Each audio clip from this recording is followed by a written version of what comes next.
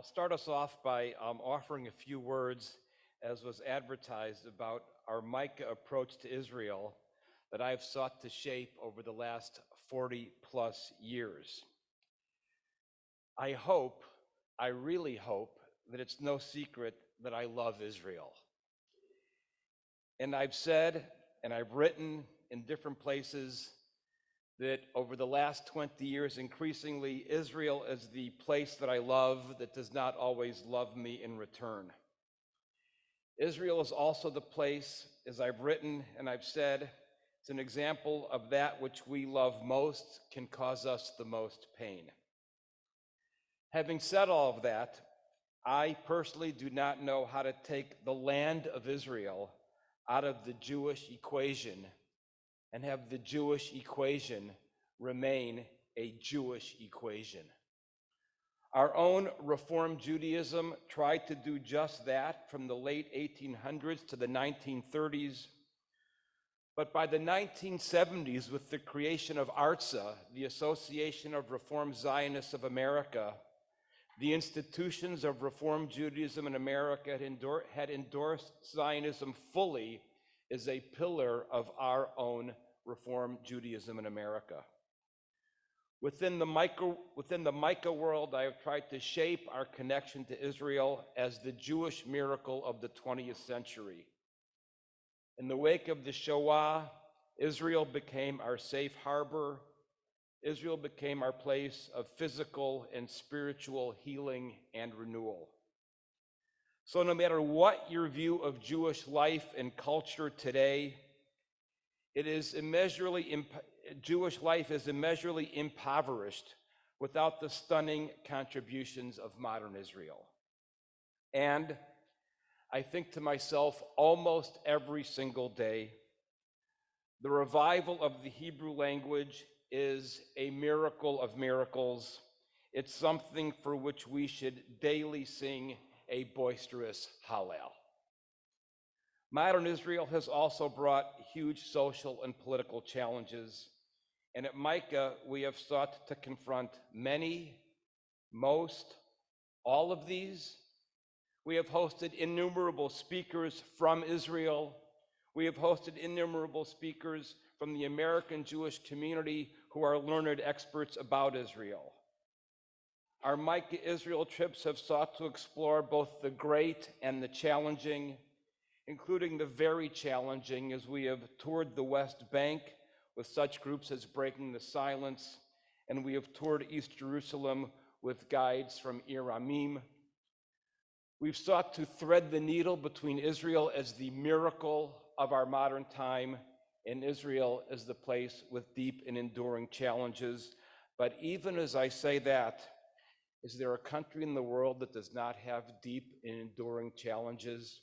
Does the United States not have deep and enduring challenges? Our Micah roadmap calls on us to tackle tough conversations, which we have sought to do in recent weeks as the war has progressed. For some of us, it has not been enough what we have done, but we've worked tirelessly to do it in a constructive and not a destructive way. Our Micah roadmap calls on us to forge a new Jewish narrative, and people ask me frequently what that means. Our inherited American Jewish narrative, I believe, sits on three pillars. One, romanticizing the life of our European forebears' experience.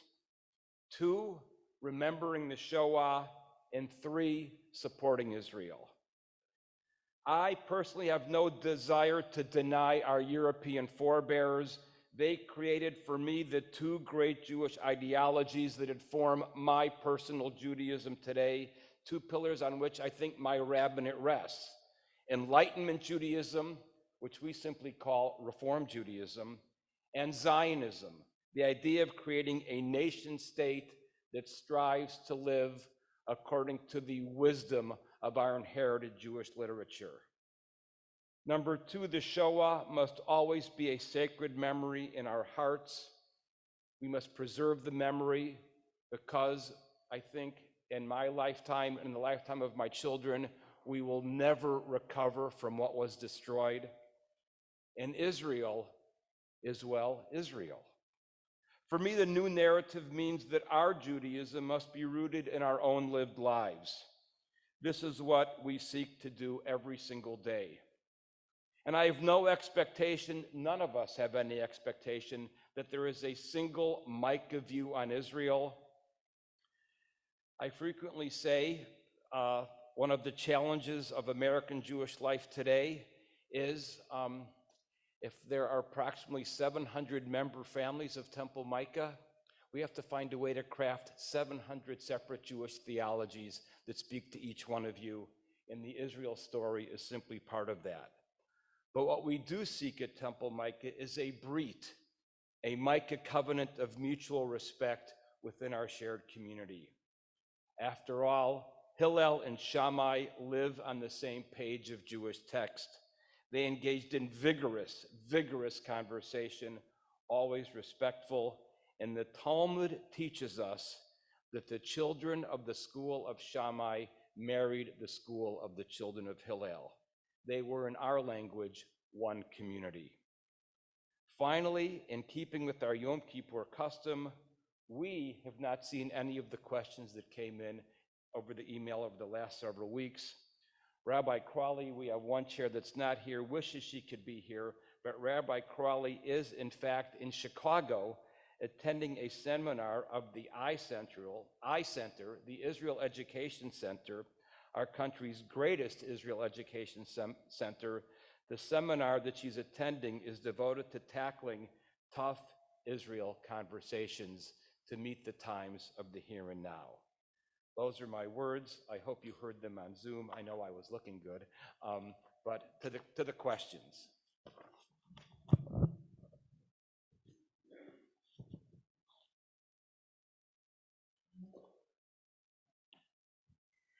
All right, so as expected, your opening remarks answered a number of the questions already. So I'm going to ask sort of a follow-up to those initial remarks. Given what you've said about Israel being the third sort of pillar of our Jewish narrative, our American Jewish narrative, how do you personally, and how can you help us reckon with Jewish left organizations, entities, individuals who are almost devoutly anti-Zionist?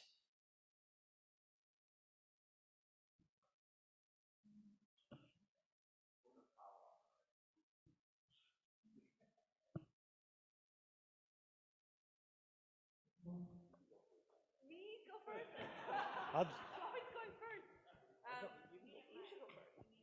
Sure, I'll jump in. Hello, everyone. It's nice to see you, and nice to see all the people who are on Zoom.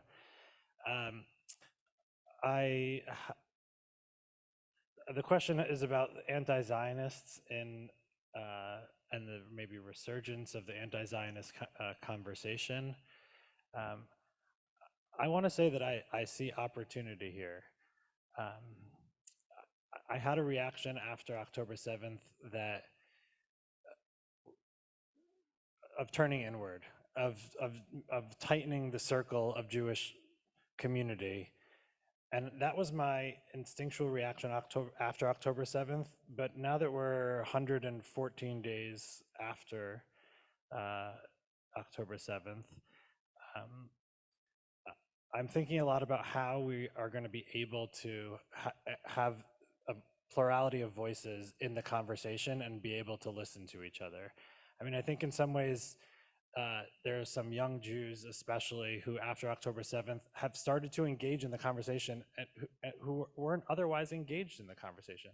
Now, I want to say, it feels like I disagree with them on every single issue, and I disagree with their frame of history in which they view the coming of the founding of the state of Israel. So it makes it difficult to enter into a conversation. But I think if this war has shown us anything, it's that the American Jews are inevitably linked to Israel. So whether we like it or not, we have a shared fate as Jews. So I think it behooves us as a community to try to understand where those voices might fit within the Jewish conversation. And I just want to recognize again how difficult that might be.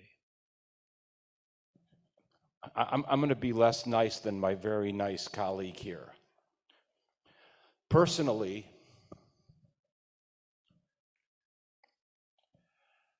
I am angry,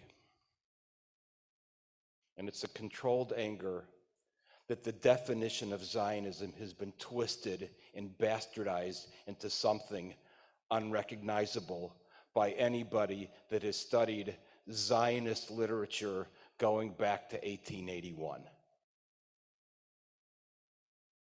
I could end my question there, but if the first Zionist piece of literature is something that was authored sometime beginning in the 1980s and 1990s, frequently by people who had never been to Israel, and frequently by people who had never bothered to read any of the literature going back pre-Theodor Herzl, the Chovevei Zion, to see what Zionism was about, and the complexity and the complex and competing ideas within the Zionist umbrella, and decided they were going to create a definition of what Zionism is based on a colonialist European model of a particular kind of settlement,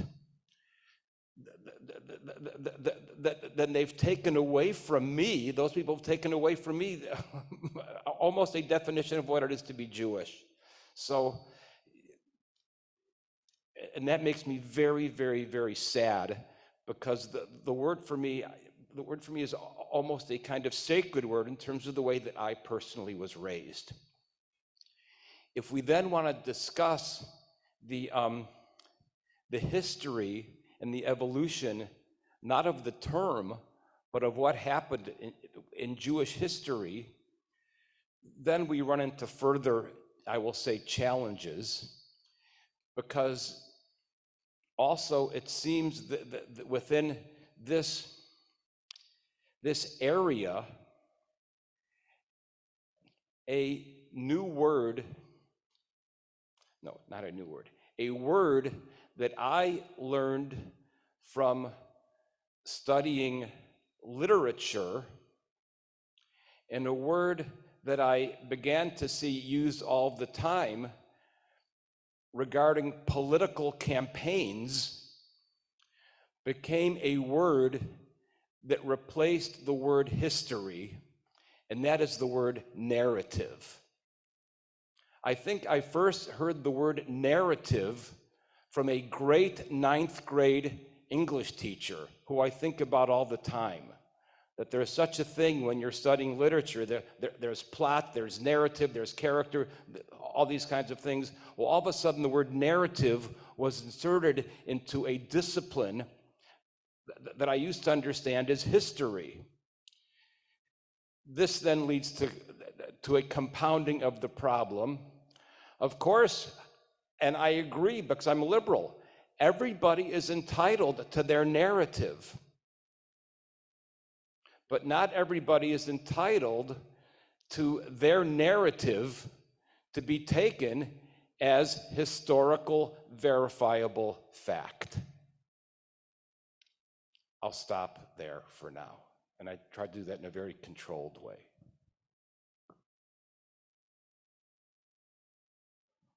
Hello. Thank you. I totally agree, and I just want to add. I mean, I think that this is sort of the question, or a really big question that continues to emerge. I recently spoke on a panel about sort of bridging the gap between generations and sort of the perspectives of the far left. That's people are associating with my generation, and bridging the gap between older generations. And I think that we want there to be some sort of answer. And I'm not sure that there's an answer.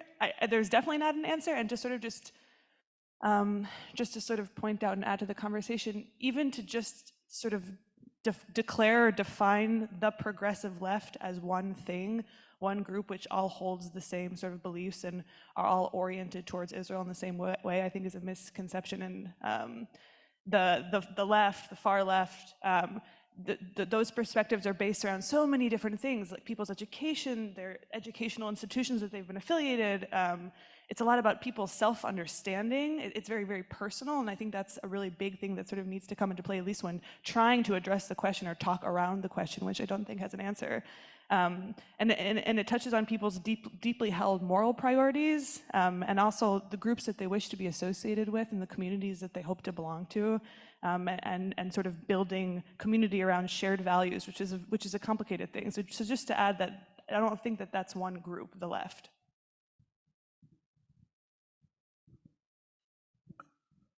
Thank you, rabbis. I think it would be helpful for us if you could briefly give us your personal vision or definition of Zionism that you subscribe to.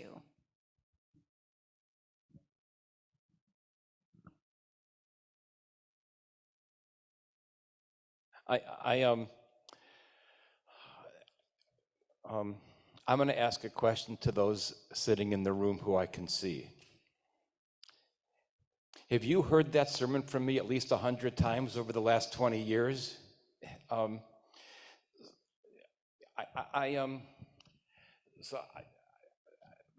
will apologize in advance for making this longer than it needs to be, but I like telling it in a certain way, and I just reflected on this in a certain way to somebody. And the last thing I want to do is I don't want to waste our time. I sometimes let my imagination run away with me. And I frequently love when I do that.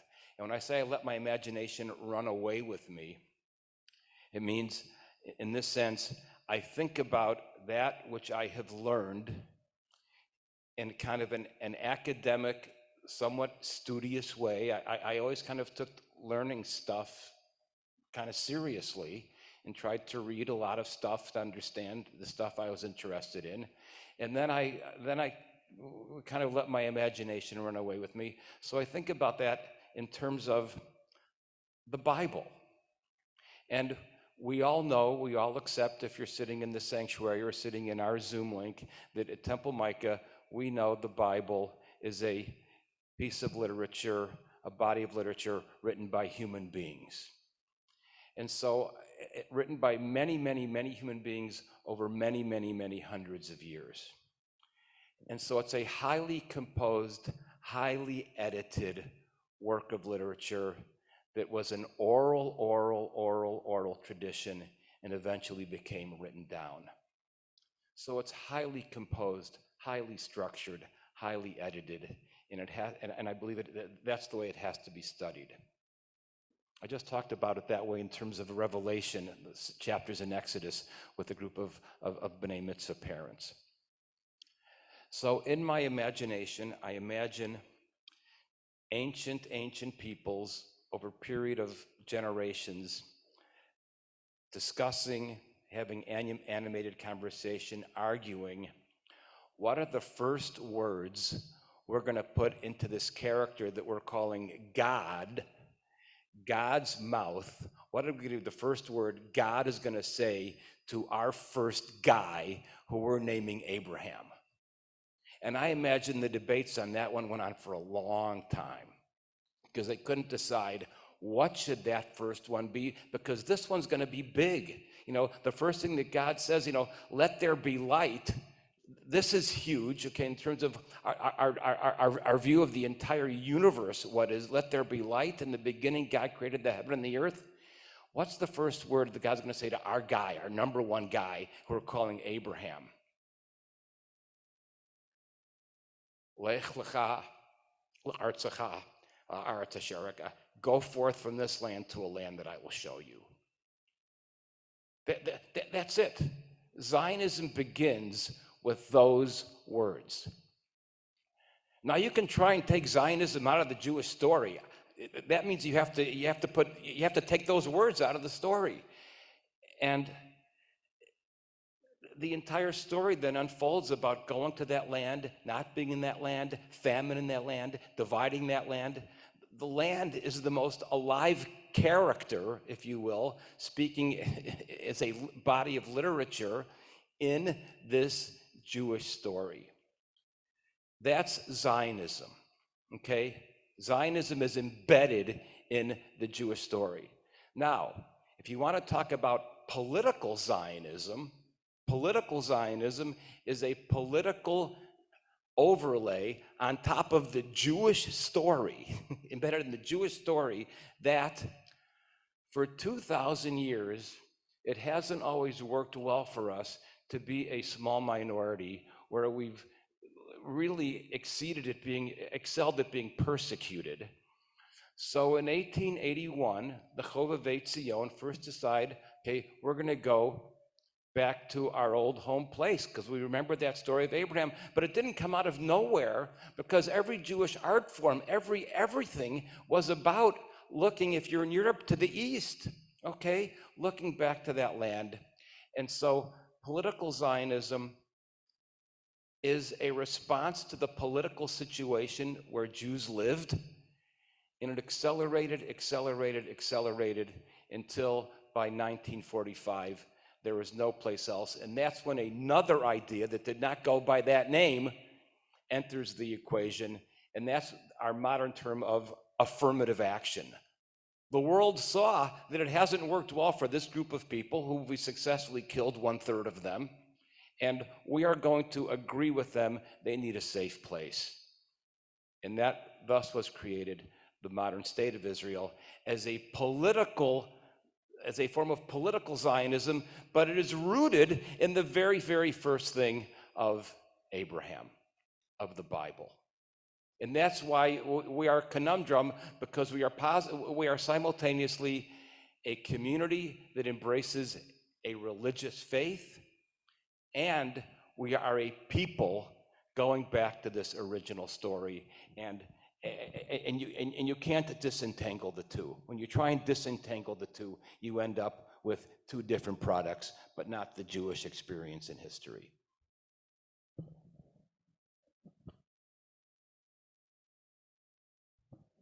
No, amazing. And I actually won't say much more. You know, I'm very inspired by your definition of that. But I'll just add two sort of lines of songs that have been very sort of moving to me in my own sort of conceptualization of Zionism in the past few months. The first one is during Hanukkah, "She'asita lavotenu bayamim ha'em bazman hazeh," and it sort of also speaks to what Rabbi Zemel is just, you know, not just the miracles that our ancestors have been through, that "She'asita lavotenu," like you've done for our ancestors, bayamim ha'em, in the days of before, today, in this day too.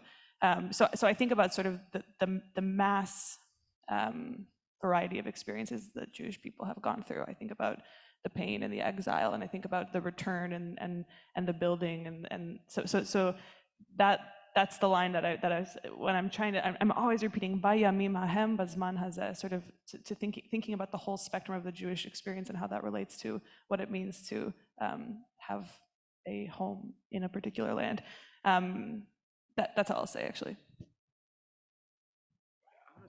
I want to say one other thing about this. It's a part of the, you know, Yom Kippur is the biggest day in terms of every Jew goes, and we've taken it out of our Reform Movement prayer books, thank God. But how did Jews understand themselves for some till today, 2,000 years later? The most famous line, which none of, unless you,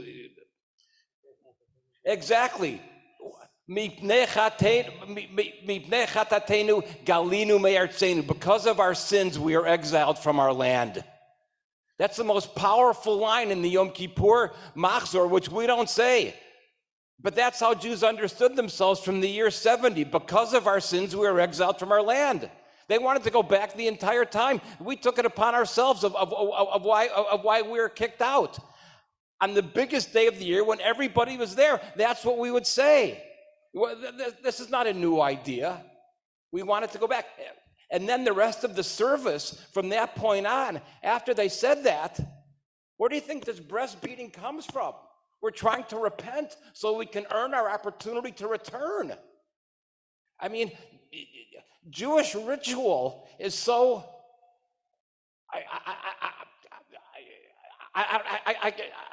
you can see how overwhelmed I am just by thinking about it. It's incredible. But until you take time to, That's why in order to really be a Jew, you have to study rabbinical school, then keep reading every book, and then maybe you can be a rabbi, and then maybe you can spend the rest of your life trying to explain this stuff, but you have to say it all more than once, and my microphone is now dead. Okay. So we're on to the next question. Oh, yes. I'll answer also. Oh, my microphone is dead too. No, it's on, but it's not. Nothing's working. Hello, the technology is now broken down. Okay. Yeah, we can chat.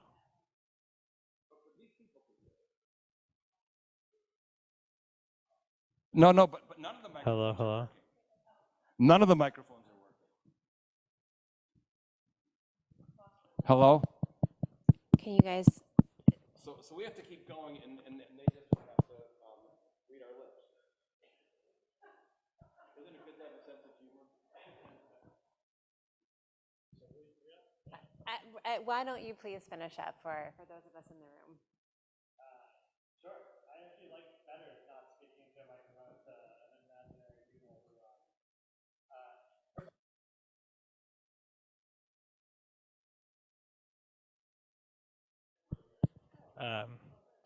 this is good. They're working.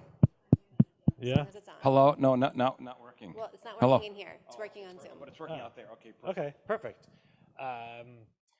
Yeah, I think one of the challenges of this moment, and this is why I love this question, is what Zionism is up for grabs. So the idea, and I've said this to Danny over the years, like the idea that Zionism is as big as starting with Abraham in the Bible and Lech Lecha is something that I don't think most American Jews think about as Zionism.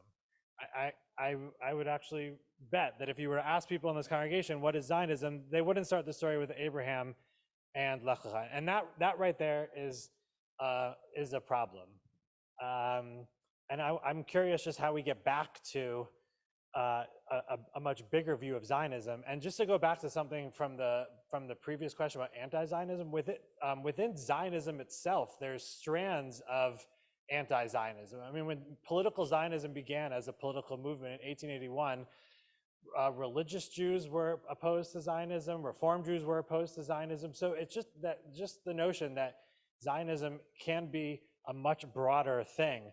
And when I hear anti-Zionist, it seems like it's people who are standing on the complete outside. And when you look at it like something that is much bigger, there's actually more room for people's opinions, because Zionism is not one thing. Even starting in 1881, when you have the political Zionists and then you have the anti-Zionists, different strands, Achad Ha'am, which we've talked about many times, of just spiritual Zionism, not even connected to specifically the land of Israel with borders.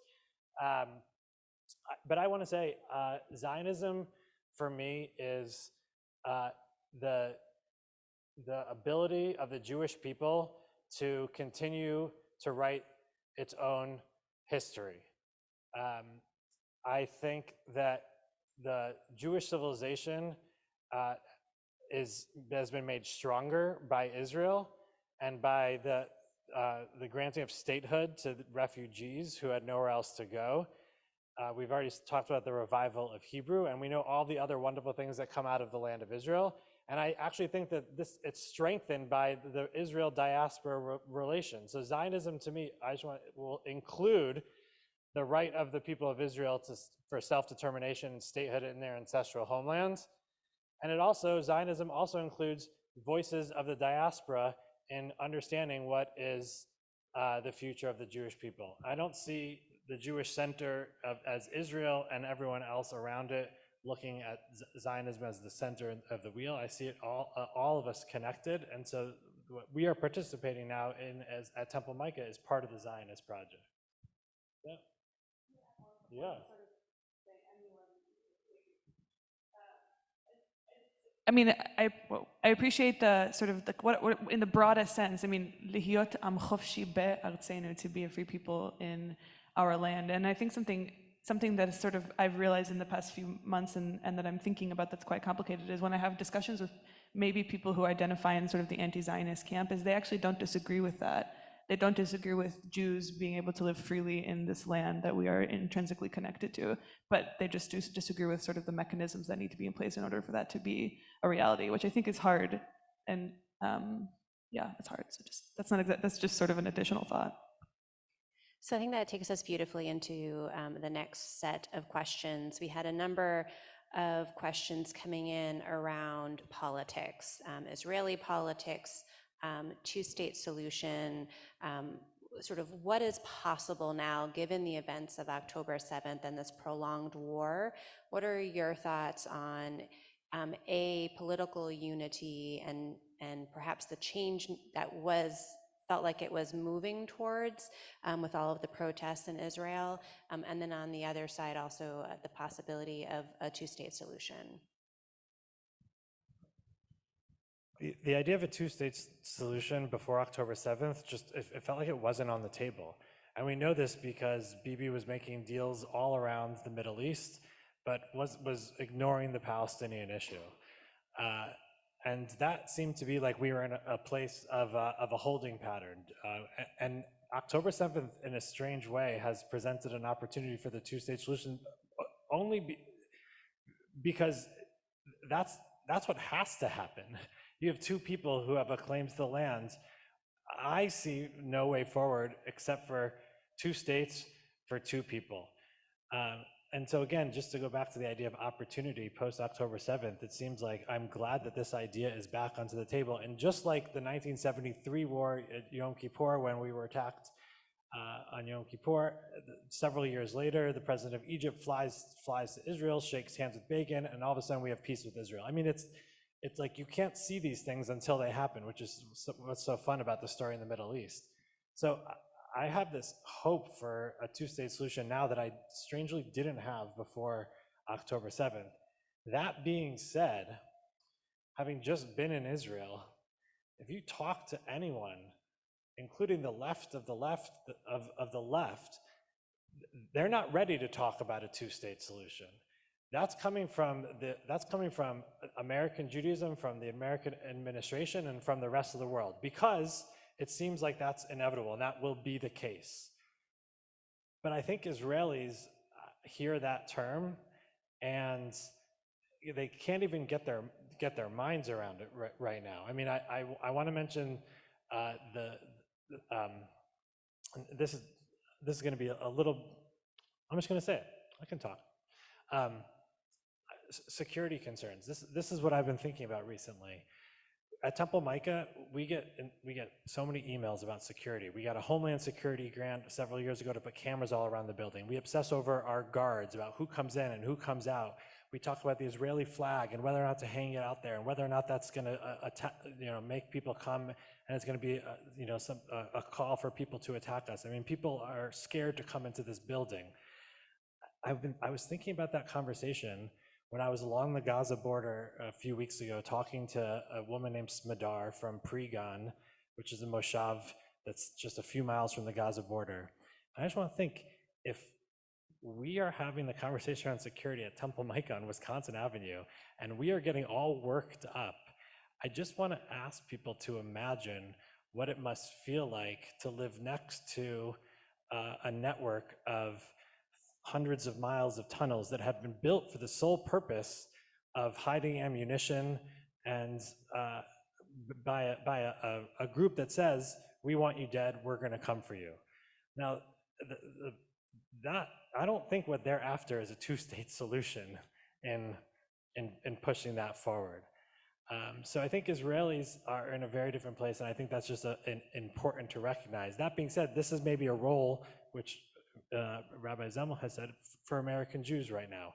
If Israelis aren't ready to talk about a two-state solution, maybe it's American Jews who have to push this conversation forward. But I want to find a way to do that with our Israeli partners.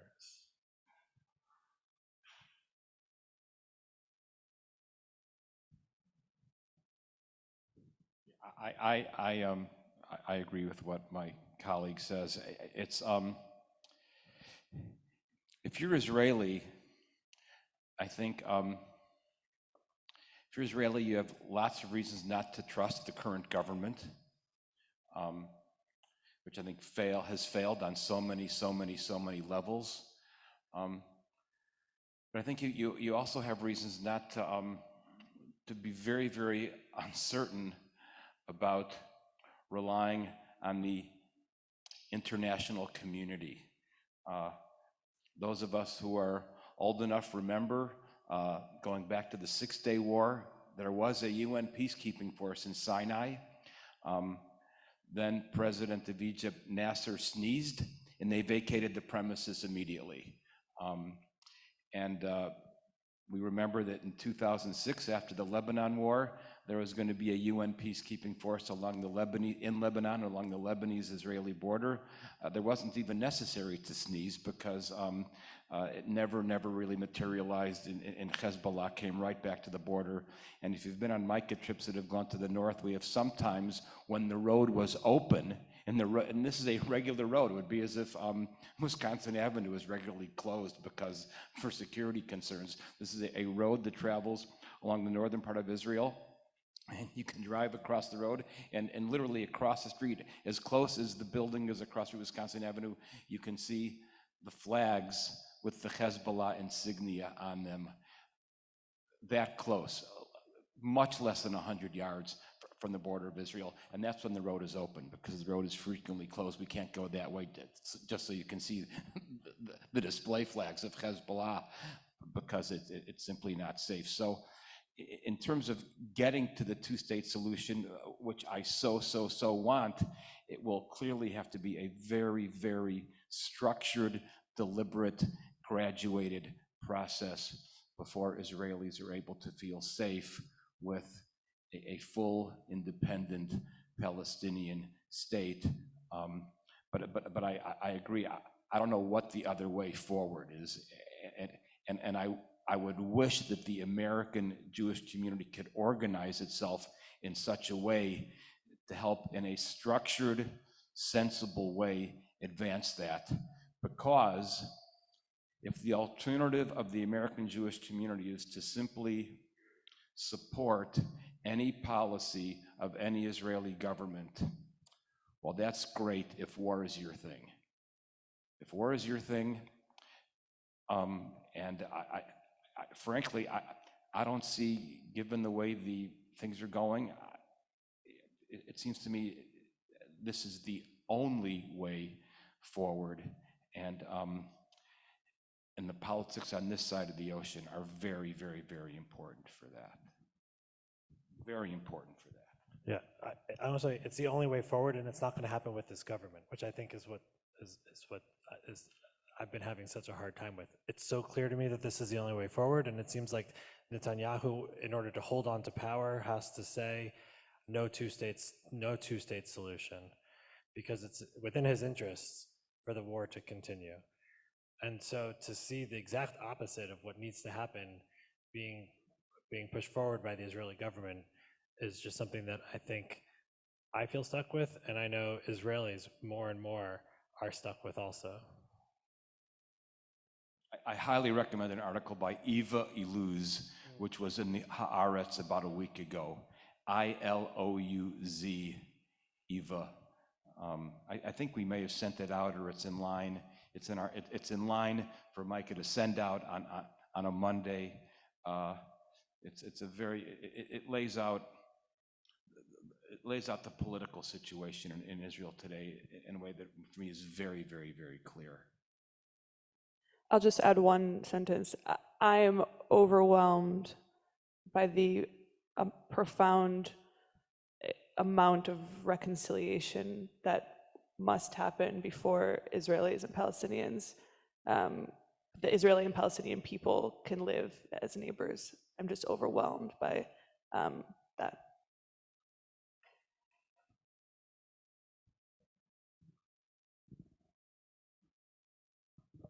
Thank you, rabbis.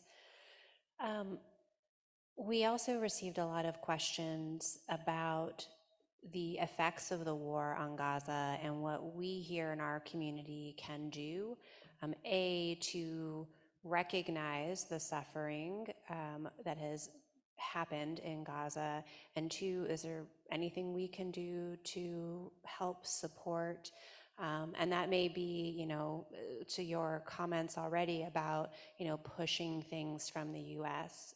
For two-state solution. But is there anything sort of more immediate?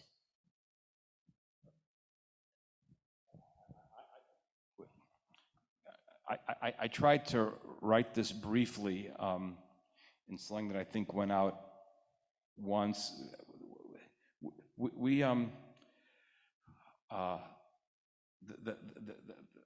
There's no question what's going on in Gaza is horrendous. And for those of you, you heard me yesterday morning reflect on this through a Jewish prism. For those of you who were here,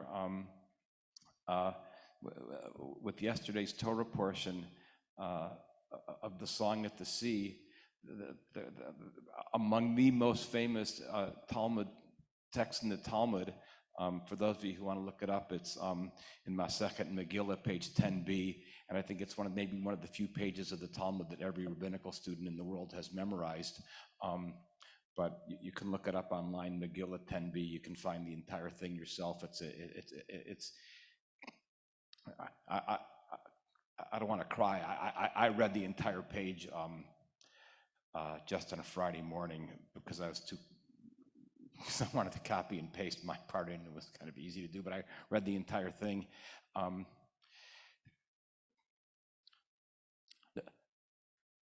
The Talmud reflects conversations, discussions, debates that reflect such a sensitive ethical concern.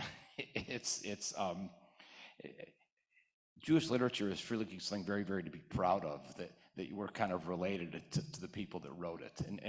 And we had the wisdom to preserve it and teach it to the next person. So of course, the climactic section is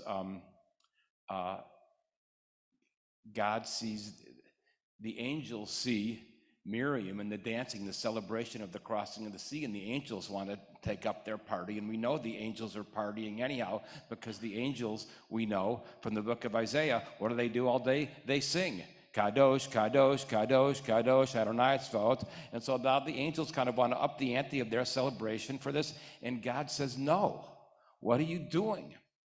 Those Egyptians are my creatures too. How dare you celebrate that? So this is who we are. And then, of course, I reminded yesterday, and we try and copy that every year on Passover. What do? We take wine or juice out of our cups because we can't celebrate. We can't celebrate those plagues. Those are human beings too. So so our own literature gives us direction, instructions of how to feel about what's going on in Gaza. There's no rejoicing over the defeat and harm, huge injury, death being caused to our enemies. Okay? So we were asked, and I investigated in an active way about helping Gaza right now. I wrote to two very, very trusted people that we have long-time relationships at Micah in terms of trips to Israel, going to Israel, people who have spoken here, people of the ethical, beautiful Israeli left, people who've devoted their professional lives to working with the Palestinian community. And the answers I got, at this point, they saw no way that they thought was reliable to provide assistance to those in Gaza. One of them said, at this horrible moment in time, because of this current government in Israel, huge harm is being put on the Palestinian Arab population on the West Bank. They are in need of real assistance. So the Temple Micah Israel Fund sent, I think the balance of the fund was at the time $18,000. We'd like to keep a $5,000 reserve, so we just sent $12,000 to organizations in Israel whose purpose is helping Palestinians on the West Bank. So that's currently what we've done. And you should know in the last several months, our Israel Fund has been very, very active. I don't know what the total is, but I think over the last several months, we have maybe sent something approaching $30,000 from voluntary donations that people make to our Israel Fund in order to support our partners in Israel.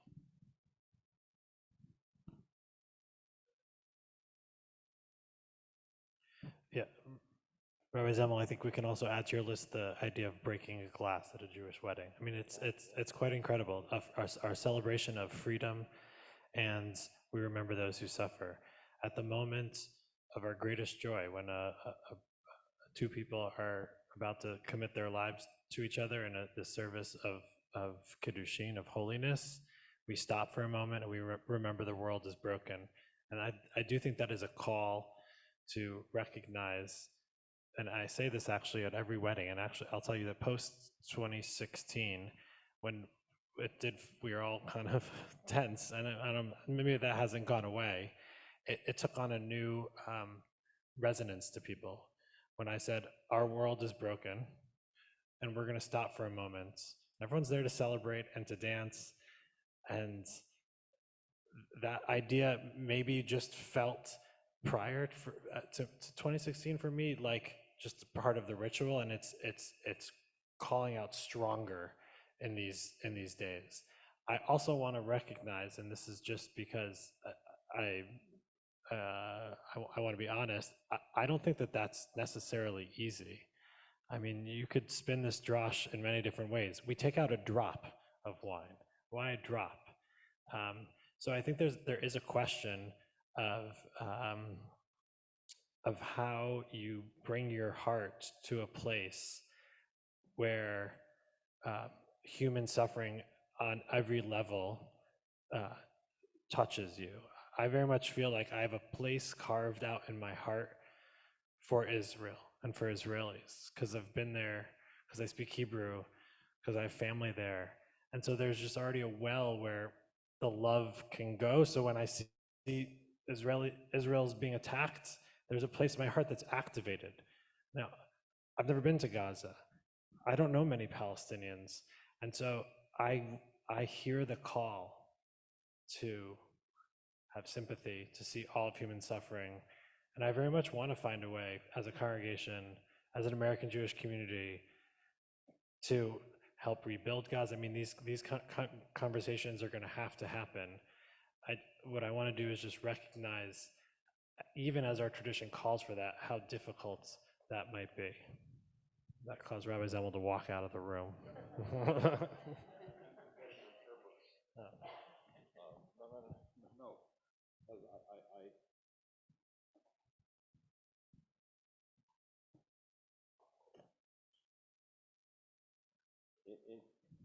In email, there are many ways that the Temple Micah conversations happen. One of them is through ongoing emails that pour into our email boxes all the time, which is, I think, one of the wonderful things that we have. You people in general are emailing me all the time, and I try and take the time to respond to emails, and sometimes I'm way behind. But in total, in this regard, several weeks ago, a member of the community reminded me of this excerpt from our prayer book on page 203 by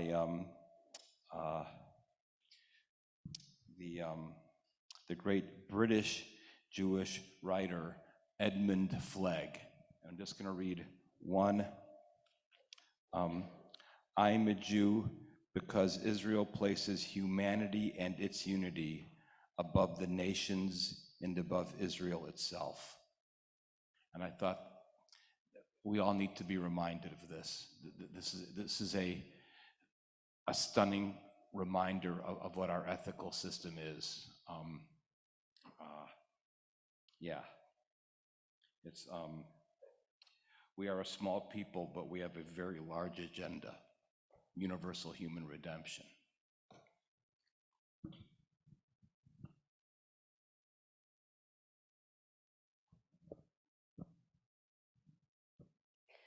All right, we have about 10 minutes left or so, and I have one question I want to end on, but in the meantime, I'm going to give you another one.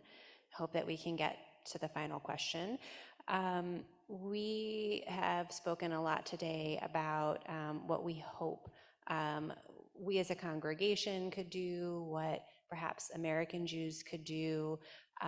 You've touched on it briefly, but can you maybe speak more directly to why those in the US in particular, but any Jew in the diaspora should be involved or engaged in what is going on in Israel?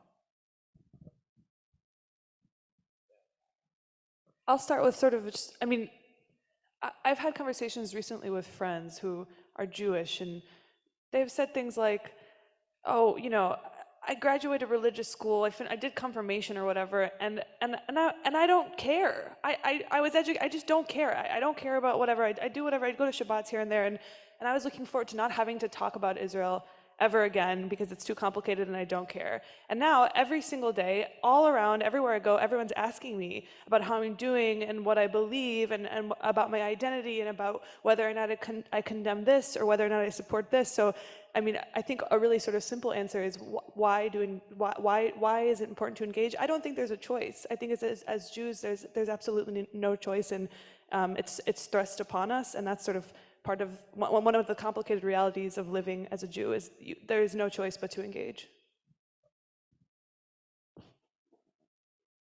And also, what does that mean for us? I don't know. I mean, that's very complicated. The fact that we have absolutely no choice, that in itself is sort of a profound issue. But yeah.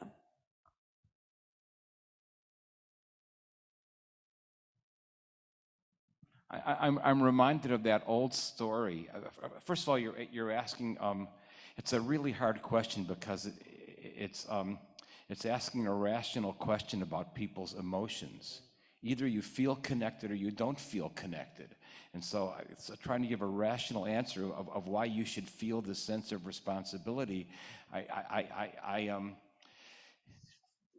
It's really, really hard, but I'll simply tell the story that I'm reminded of, and you all know this story. There's a Jewish version of people on a boat, and one person on the boat has a saw. He starts to saw in part of the boat where he's sitting. He says, "What are you doing?" So, "I'm only sawing where I'm sitting." Well, there's a hole where you're sitting, you know. For me, you know, the question is the opposite of the Talmudic phrase, Kol Yisrael Arevim Ze B'Ze. All Israel, we say, are responsible for one another, but we mistranslate the word responsible when we say what Arevim. All Israel are interconnected, you know.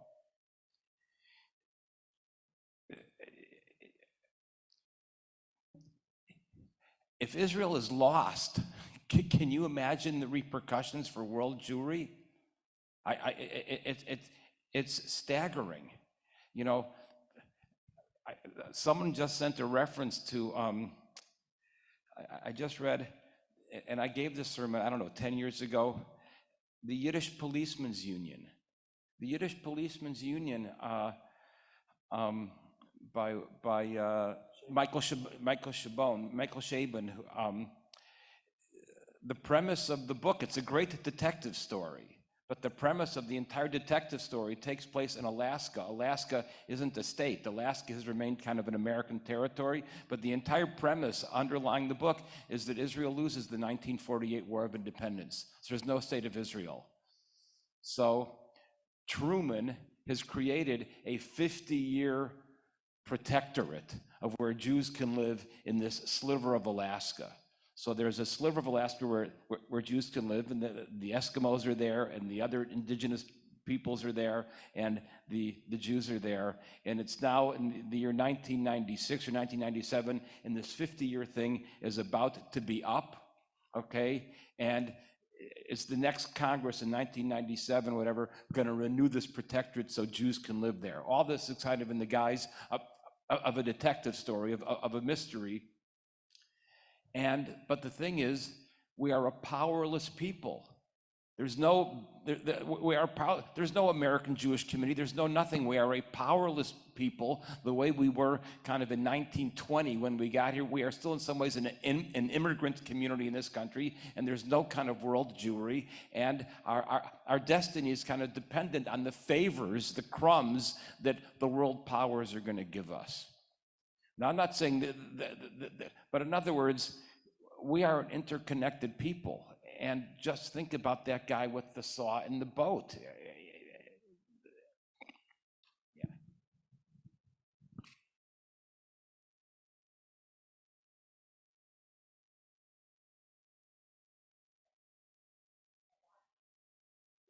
And are there cookies downstairs?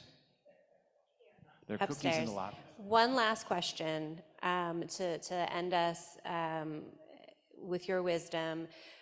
We've talked a lot about acknowledging suffering in times of our joy, but for those in our community who have really felt as if joy has left as of October 7th, what can we do to bring back that joy in our Jewish lives? And is it too soon? Is it too selfish to want to get back to joy now?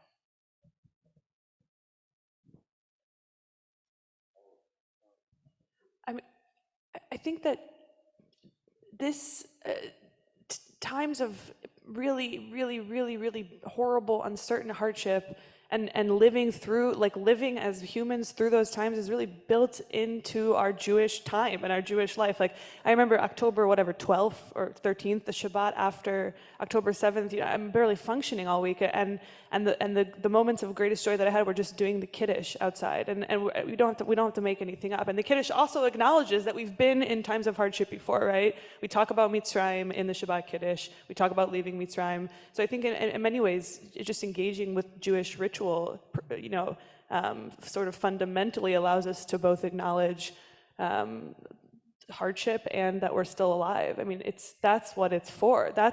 And now I'm seeing all these new things in our Jewish texts and our Jewish things and the Jewish things that we're supposed to do from big to small, where I'm like, oh my gosh, like this, it's all there. Yeah.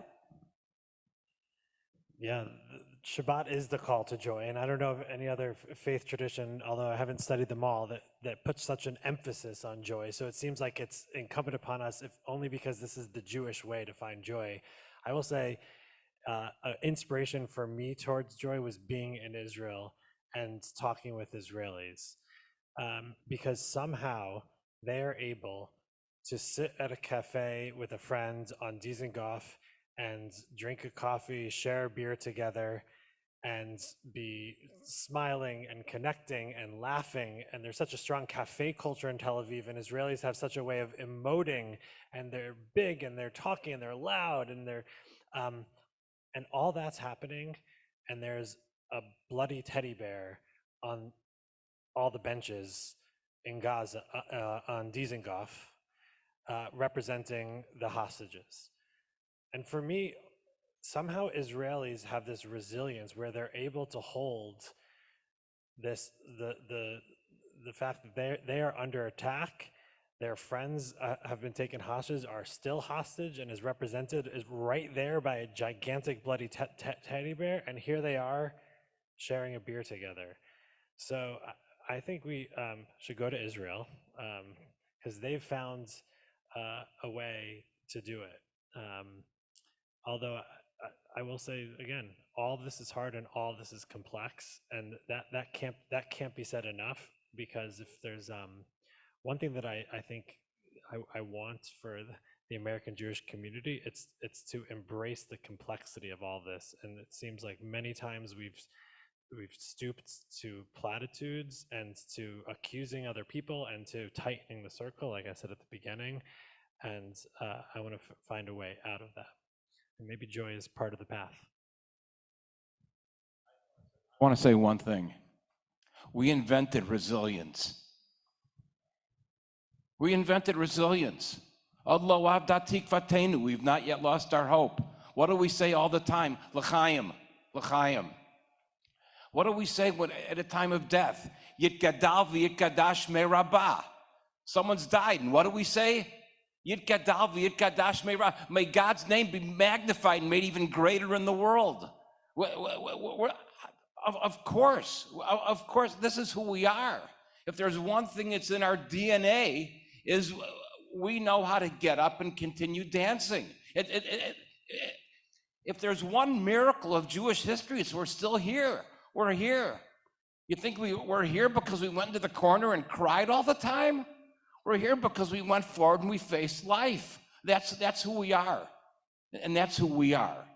And that is why the person who asked the previous question, how can I feel connected to Israel? Because if you want to feel really alive in the world, go rediscover your Judaism. Yeah, through the study of Jewish history, because I want to say if the founders of Israel could do the impossible, then we have to also.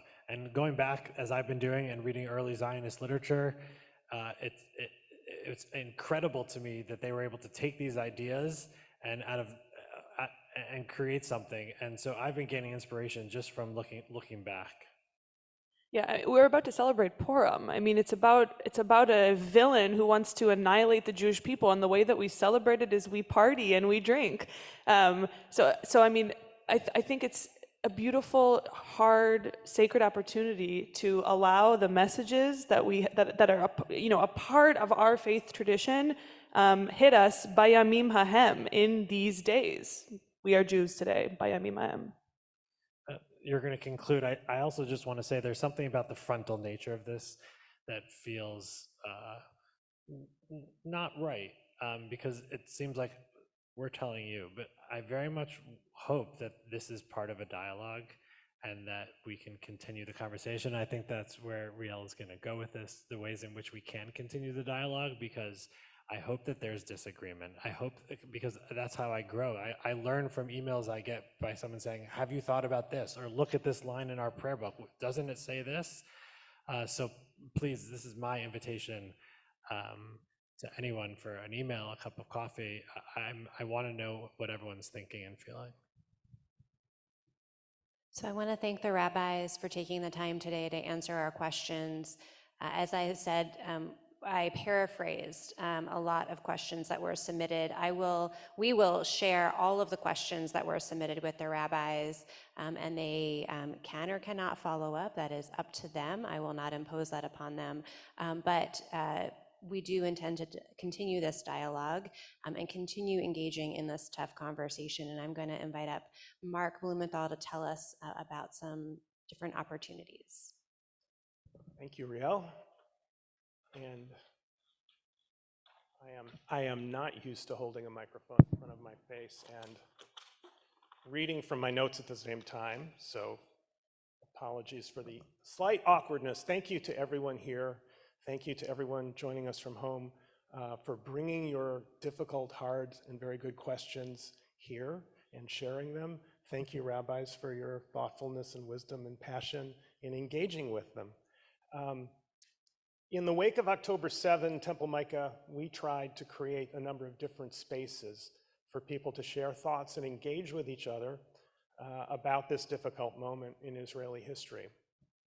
In November, we hosted small listening sessions. I participated, many of you did, led by congregants to create space for people to talk about their feelings and process the horrible situation in Israel and Gaza.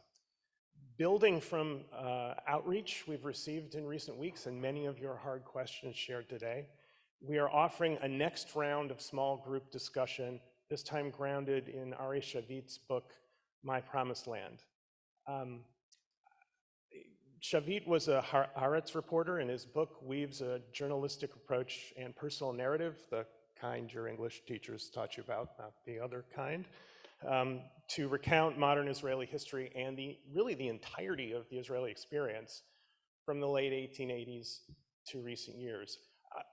When Rabbi Zemel raved about this book 6-8 years ago, we read it, listened to it really, on an audiobook, found it so compelling, and this morning I was trying to find the right words to just tell you why I found it so compelling. I stumbled on the New York Times review from 10 years ago, and rather than plagiarize it, I'll just read the 2 lines. There is love in the book, but there is no propaganda. Shavit knows how to express solidarity and criticism simultaneously. He proposes that Zionism was historically miraculous, and he proposes that Zionism was historically culpable. It is a terrific book, and I'm really looking forward to engaging with all of you and with the 6-session series outline that Rabbi Zemel developed that includes specific chapters, key passages, and discussion questions that will guide our discussion.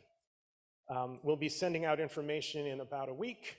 Registration will open up, but there will be a lot of flexibility. There will be both weekend and weeknight sessions. There will be both all in-person and all in Zoom sessions, so that you can try to fit as many of these sessions in your schedule as will fit. So we hope these discussions will be as successful as the last round in bringing people together and further advancing our roadmap objective of tackling tough conversations. Only by learning, engaging, disagreeing, and discussing further can we really build the peaceful world we all want. Olam Chesed Yibaneh.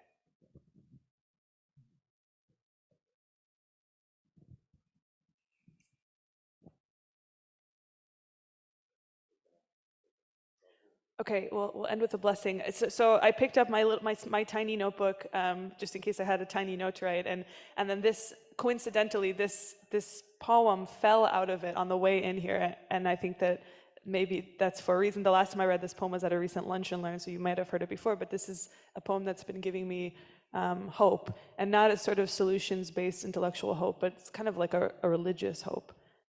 It's a Yuda Amichai poem called "An Arab Shepherd is Searching for His Goat on Mount Zion." An Arab shepherd is searching for his goat on Mount Zion, and on the opposite hill, I am searching for my little boy. An Arab shepherd and a Jewish father, both in their temporary failure. Our 2 voices met above the Sultan's pool in the valley between us. Neither of us wants the boy or the goat to get caught in the wheels of the Chad Gadya machine. Afterward, we found them among the bushes, and our voices came back inside us, laughing and crying. Searching for a goat or for a child has always been the beginning of new religion in these mountains.